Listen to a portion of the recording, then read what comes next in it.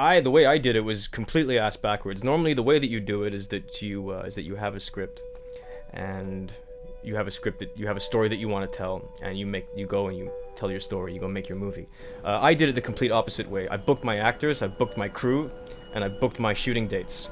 I had no script. I had no idea what the movie was gonna be, but I figured that this is the only way I was ever gonna do it. So I basically committed myself to a whole bunch of people that I had to have something ready, and that's kind of how Take Me to Dinner came about. I got to know Gavin through a play I was in that he was directing with Joe Hashim called Lost and Found. We got to know each other, and I asked him to be in my movie Relationship Status. I remember right after we did that movie, he was talking about how he wanted to do a film.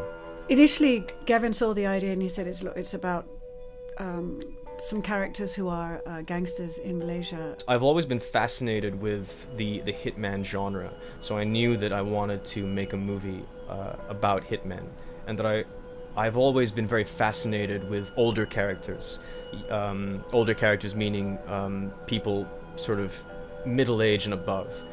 The main reason being is because there's less bullshit with them.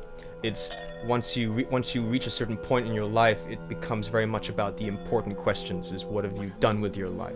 Where am I going after? You know, when you're closer to death, I suppose, in that regard, you start asking yourself real questions. Well, the director Gavin Yap called me up and says, "Hi, I've got another asshole role for you. Just fit for you." And then I said, "Okay." And oh yeah, I'm good at playing assholes. As far as I was concerned, I didn't know that Gavin was actually writing one. But we'd been talking about wanting to make a movie. What movie it was didn't really matter. We just wanted to get together and have some fun on another medium. Gavin had such a limited circle of friends, he didn't know who else to call and cast, and then he said, "Okay lah." And then he said, "I got no money." And then we said, "Oh shit." He says we've got 12 days to finish principal photography for a feature film. To which my reaction was, "You got to be f***ing joking." The initial movie started out as something totally different, along the same lines, but very much different, and even the location was not in KL, but due to budget constraints, we had to he arranged things so that everything was done here. Every time we go and meet up and discuss, and the discussion would always start with, I've come up with a different way of looking at the story. And it would just be a completely different story. And the project kind of evolved a lot throughout the entire process, from the point of me saying yes and to the point of the actual shoot and the readings in between. Things really went all over the place, and which was quite cool that I was a part of that. The way in which I approached the writing process was that I had one draft. I called everyone in, and everyone, for the most part, with the exception of a couple of people here and there, they attended the readings. I got to hear the script in its totality. 5 drafts. We went through 5 drafts.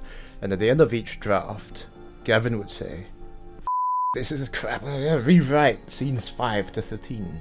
And that's exactly what would happen. Only he'd rewrite scenes 4 to 6. When you see words on paper, you always sort of imagine them sounding a certain way in your head, and then when you actually hear it said back to you, it kind of sucks. So that gave me a foundation on which I could rewrite the script and continue to refine it as the shoot date got closer. After that, once we had a locked story, that's when I started to work on the movie a little bit more and go through like what kind of visuals he wanted and stuff like that. Some people may think that this is me carrying his balls. I have to say that I was very impressed with what Gavin and his team did in those 12 days. Every day when we came on set, they knew everything, down to the letter.